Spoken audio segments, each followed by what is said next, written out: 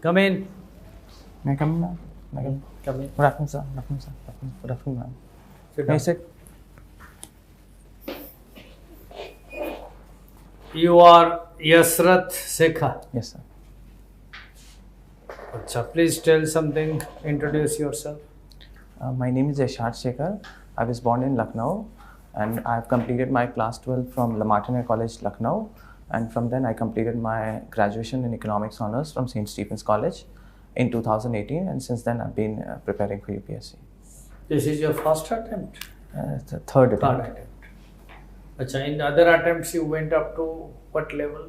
Interview level? So in the second attempt, I went to the interview level. This is my third attempt. First attempt I couldn't clear prelims. As you are from St. Stephen's College, is one of the leading colleges from India, and it is 8th rank by NIRF. Yes, sir. Tell me, when was it established and how it came? So it was established on 1st of February 1881. The reason was that it was established by the Cambridge Mission to Delhi, which had come to establish it because a government college that existed before and a school by the name of St. Stephen's also existed before the revolt of 1857, but they were all closed after 1857, and the government had brought out a policy to promote education, English education in India. So to pursue those efforts, the Cambridge Mission under Mr. Allnut, he ended up becoming the first principal of a college. The school was established. One question, I'll transfer these things to you. What is capability theory of poverty by Amartya Sen? You are from economics. So capability theory is simply basically assumes the fact that our economic growth and a person's economic growth and poverty is a person's economic growth and development, and why he does not end up becoming poor depends on his capability, which is the result of his functionings. And those functionings are calculated in terms of how well he has been served in terms of health, education and other basic necessities of life.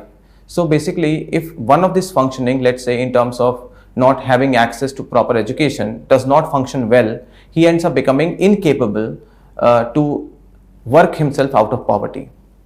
He told that poverty cannot be decided on income. Yes, sir. Or consumption, but it has to be seen whether he is capable to have other necessary things related to poverty.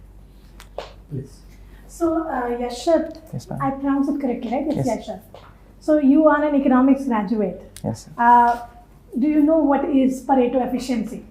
Yes, ma'am. Ma'am, Pareto efficiency is a situation where nobody else can be made better off without making somebody else worse off. So, may I explain with the help of an example? Please go. Ma'am, let's say the economy has, let's say, 100 rupees and you need 1 rupee to make 1 gram of butter and you need 1 rupee to make 1 gun. So now the economy, let's say, is producing 50 grams of butter and 50 guns. So all the resources of the economy are productively employed. Now let's say a war breaks out. In that situation, to produce 1 more gun, you need to take out resources away from the butter. So the people who are having access to butter, their welfare will reduce, and people who need guns, their welfare will increase. So this is a classic situation of Pareto efficiency, that to make somebody like people who wants more guns better off, we need to reduce the welfare of the people who are consuming butter less well off. Can you help me understand the problem of moral hazard with the aid of a current policy, any policy of your choice of the Indian government? Ma'am, moral hazard is an economic economic externality that is a result of the fact that when costs are not calculated, it may lead to people who are exercising those benefits to think that there are no wrong things out of it. For example, the government usually goes for farm waivers.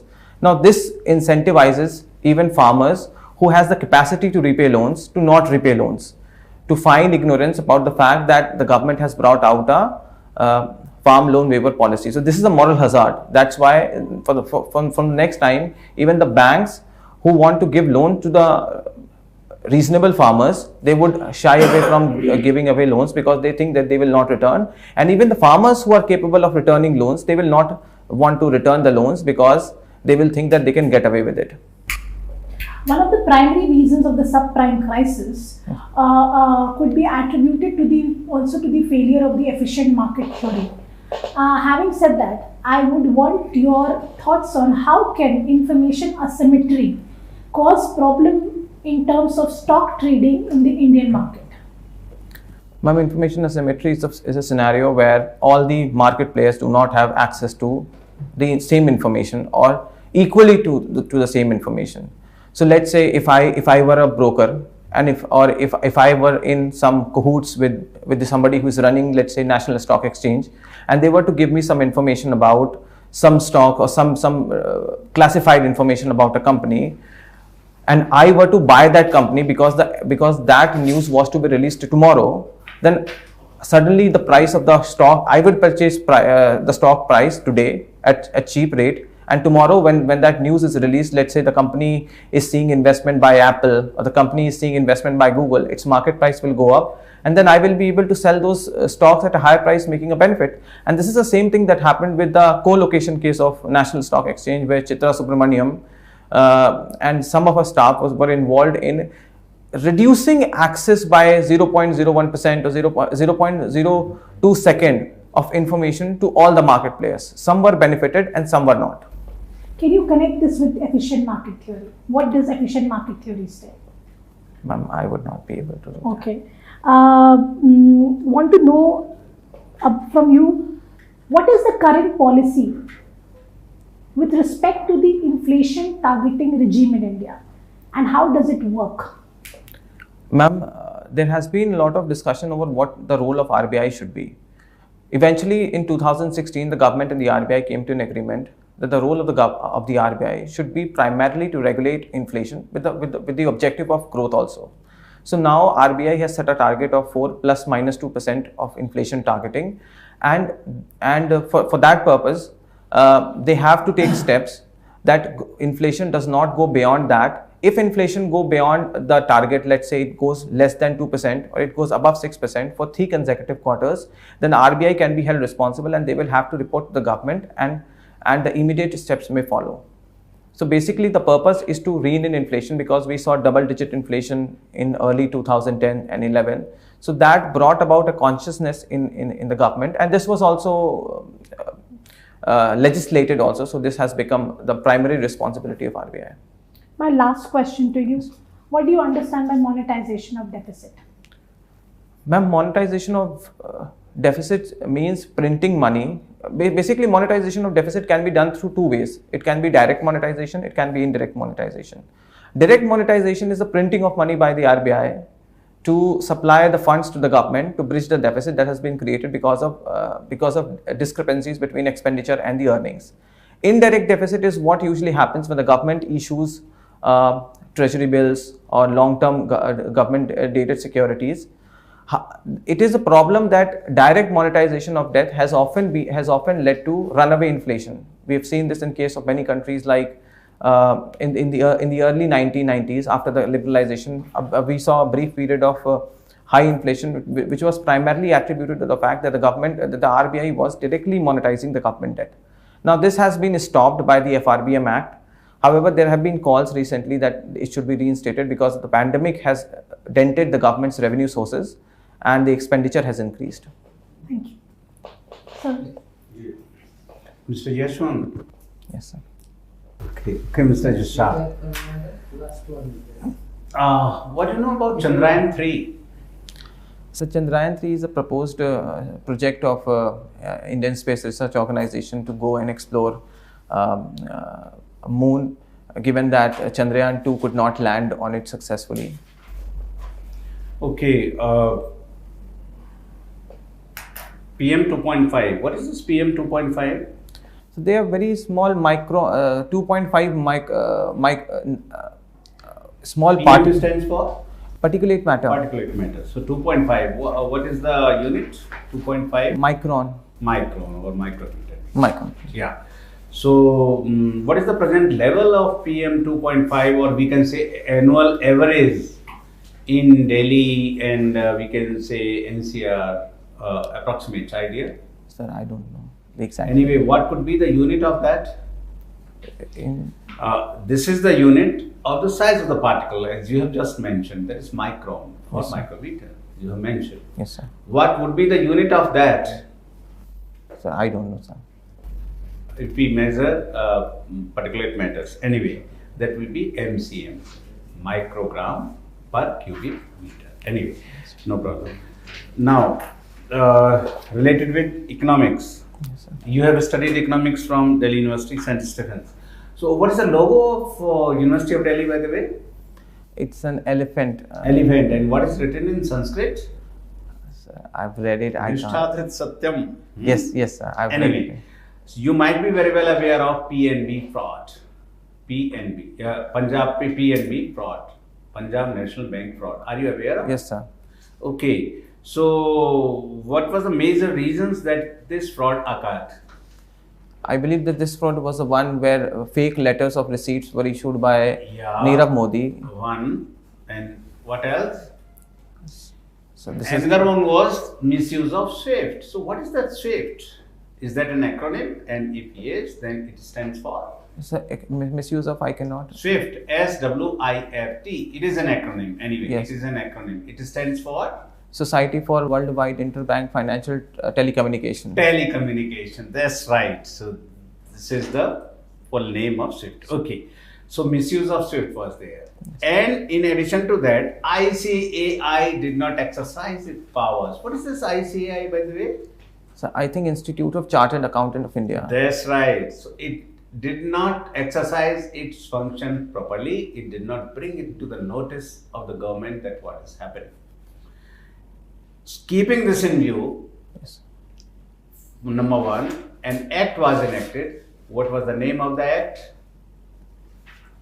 So Economic Offenders Act. The Fugitive Economic Offenders Act. Yes, Fugitive Yeah, Economic very Offenders. right. Now you tell me, what do you mean by fugitive economic offender? So there is a very specific definition given in the bill that a person should have committed a fraud of at least 100 crores, That's right. Number one. and that he was called for a hearing by the specific court and he did not appear before the court, Fled away the country. fled away the country, then he would be declared Right. as So this fugitive. is Fugitive Economic Offenders. Offenders Act. Yes, sir. And keeping in view the fact that ICI did not exercise its power, did not exercise its function properly, under the Companies Act, an amendment was made simultaneously when this act was enacted. So, what was that amendment made in the Companies Act? Can you tell me? And an authority was created so that it can look after this problem. So, what was that authority, and under which section of the Companies Act that authority was created? Sir, I can't seem to recall. Anyway, no problem. Now, you are from Lucknow, sir. Lucknow. Okay. So, in Lucknow, Deaf Expo was organized, say about 2 years back. Yes, sir. Can you recall that? I do have a very faint memory of the same. I did not read about it. I haven't read about it in great detail recently, but I know that a deaf. Okay, is Smart City Performance Index. Are you aware of that index? Smart City Performance Index. My question here is that which was the state? This time what happened when this index was prepared? It was also seen that which is the state which is performing best all over the country.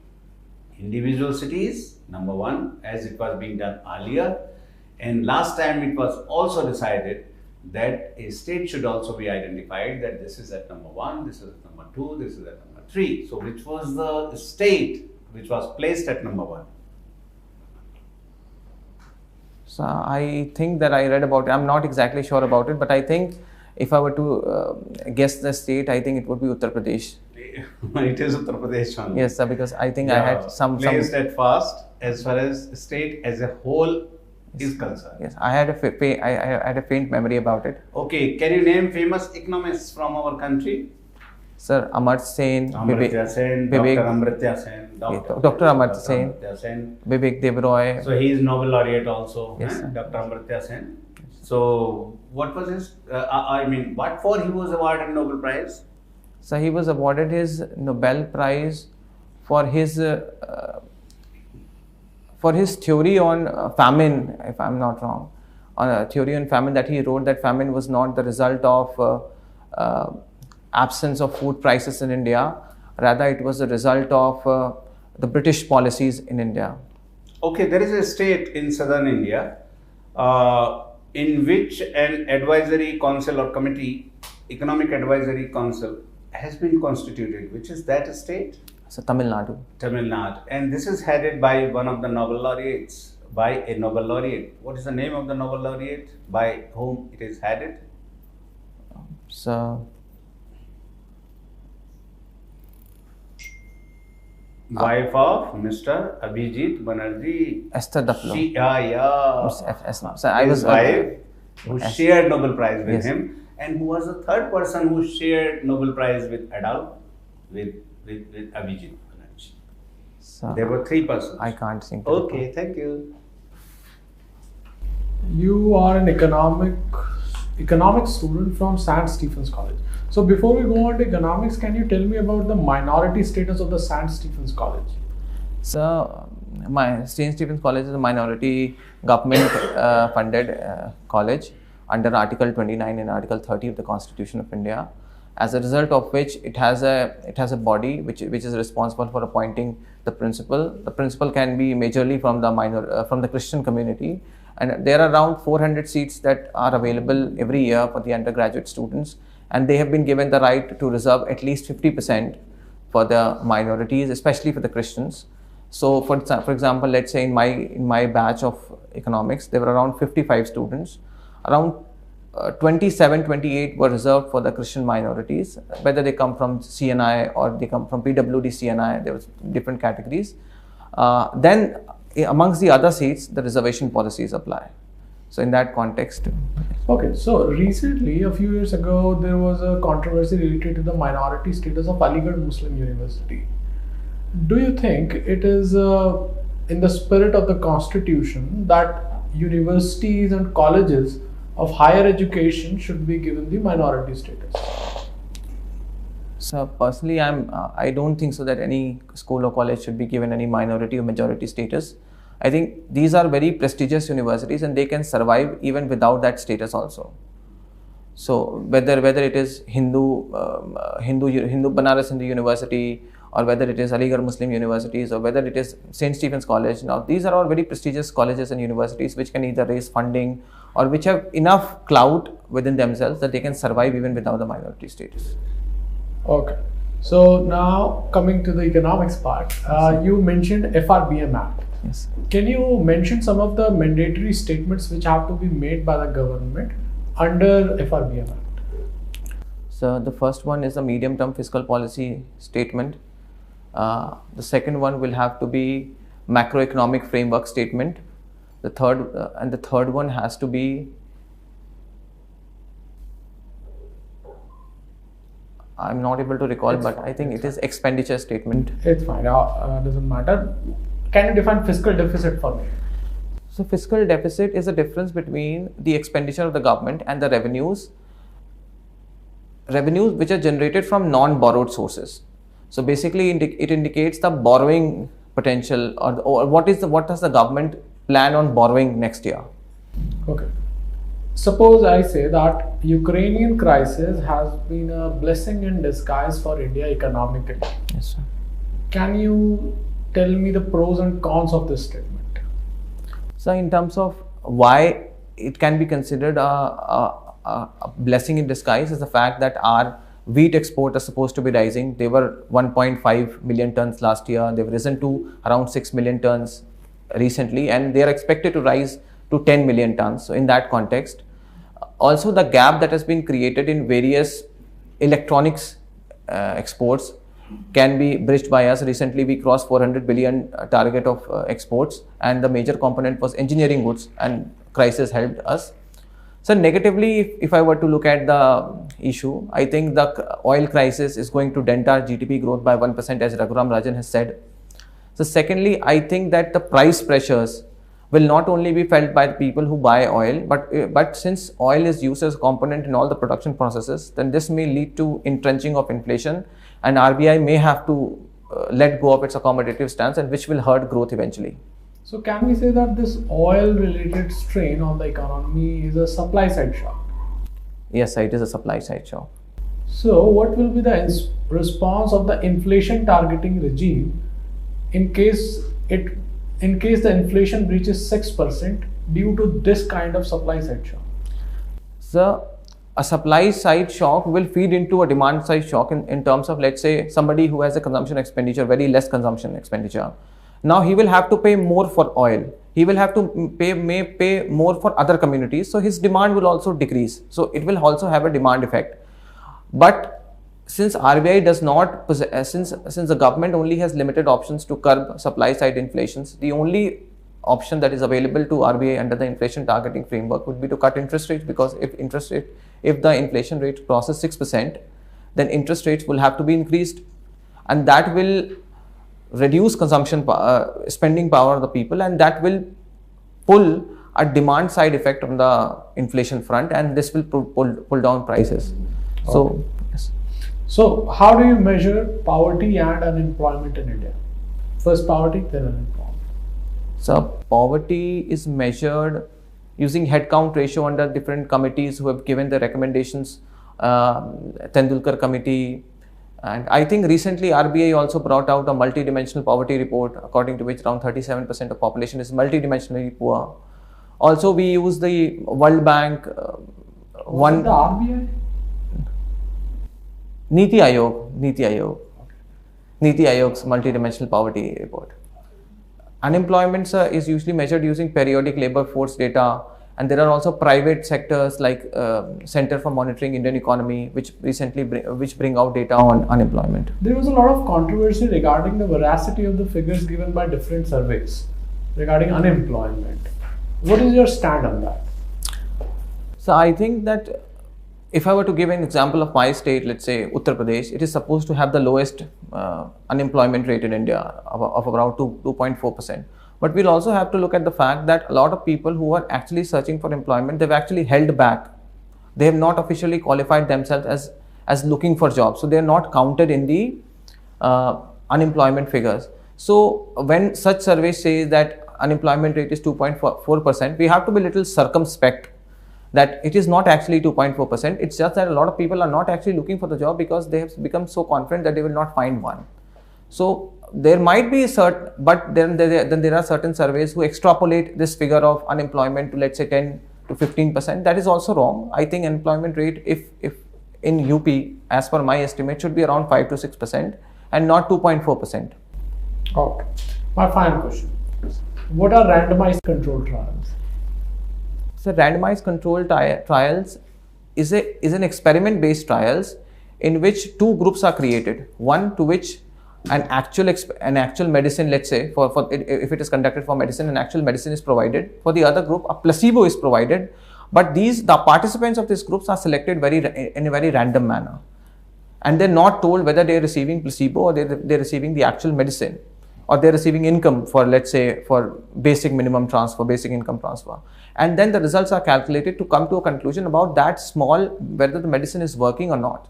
This randomized control trial was one of the reasons why Abhijit Banerjee and Esther Duplo were given the Nobel Prize. It's a tool to test the efficiency of any medicine or economic policy. Okay. Thank you, sir. Yasrath, Yes, sir. one thing I will ask, because you had geography, how La Nina effect is beneficial for India? So La Nina is the cooling of waters in the central and eastern Pacific Ocean. So it helps Indian economy because it leads to usually higher than average rainfalls in the southwest monsoon season of India. Yes. So this leads to both greater water availability in our reservoirs, and at the same time it leads to greater productivity of crops. However, there is also a negative side to it, that it may lead to flood also in southern India. Okay. My point is, now your interview is over.